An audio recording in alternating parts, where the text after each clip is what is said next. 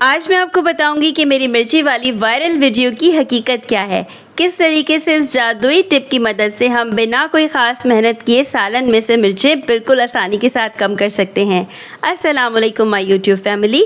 आप में से जिन लोगों ने मेरी वायरल वीडियो देख रखी है सालन में से मिर्चें कम करने वाली, वो मुझसे एक ही सवाल करते हैं कि सालन में मिर्चें किस तरह कम हो गई, जबकि हमने सालन में कुछ डाला भी नहीं, कुछ मिलाया भी नहीं और कोई ख़ास मेहनत भी नहीं की। तो आज की वीडियो इसीलिए बना रही हूँ कि एक तो ये तरीका पूरा जुज़ियात के साथ दोबारा से आपको समझा दूँ और दूसरा ये बता दूँ कि ये टिप किस तरह से काम करती है। सबसे पहले आपने वो सालन लेना है जिसमें मिर्चें तेज़ हो चुकी हैं। उसको आपने एक पतीली में डाल लेना है। अगर वो पहले से ही पतीली में मौजूद है तो अच्छी बात है, आपने उसको उसी में रहने देना है और फिर उसमें डाल देना है थोड़ा सा पानी। पानी हम इसलिए डालते हैं कि इसके अंदर अच्छी तरीके से भाप बन सके। सालन अगर खुश्क है, जैसे कि कबाबों का मसाला वगैरह, उसमें मिर्चें तेज़ हो गई हैं, तो आपने उसको फिर भी अच्छी तरीके से पानी का छींटा देना है ताकि उसको जब हम नीचे चूल्हा जलाएंगे तो उसमें भी अच्छे तरीके से भाप बन सके। इस तरीके में दूसरा अहम काम है तवे का। तो आपने तवा ले लेना है एक और उसको गर्म कर लेना है। सालन को एक चूल्हे पर गर्म कर लीजिए और साथ ही साथ आपने दूसरे चूल्हे पर तवा रख लेना है, जैसा कि आपको मैं वीडियो में दिखा रही हूँ। सालन को और तवे दोनों को आपने बहुत तेज़ गरम करना है। इतना तेज़ गरम करना है कि सालन में से अच्छी तरीके से भाप उठने लगे और जो तवा है वो भी बहुत ज़्यादा गर्म हो जाए। इस तरीके में आप तवे की जगह फ्राइंग पैन वगैरह का इस्तेमाल भी कर सकते हैं, लेकिन जो तवा है वो ज़्यादा बेहतर तौर पे काम करता है।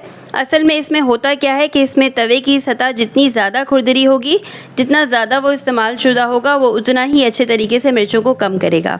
असल में ये जो खुरदरी सतह है इसकी, ये सालन में से उठने वाली भाप को एब्जॉर्ब कर लेती है, अपने अंदर जज्ब कर लेती है। सालन में से उठने वाली भाप एक हद तक मिर्चों का जायका और खुशबू लिए होती है। जब ये भाप तवे की सतह के अंदर जज्ब होती है तो सालन में से मिर्चें कम हो जाती हैं।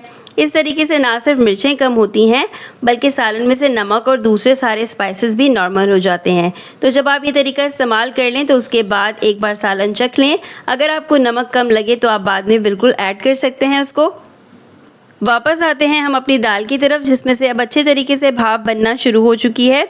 चम्मच में बार बार इसलिए चला रही हूँ कि पूरी दाल जो है वो अच्छे तरीके से गर्म हो जाए। इस तरीके से भाप जो है वो पूरे सालन में जो है वो अच्छे तरीके से फैल जाएगी और सारे सालन की सतह से उठेगी। तवा भी अब पूरी तरह से गर्म हो चुका है। अब उस गर्म तवे को आपने रख देना है, ढक देना है सालन के ऊपर, इस तरीके से कि जिस तरफ हम रोटी डालते हैं वो सतह सालन के ऊपर रहे।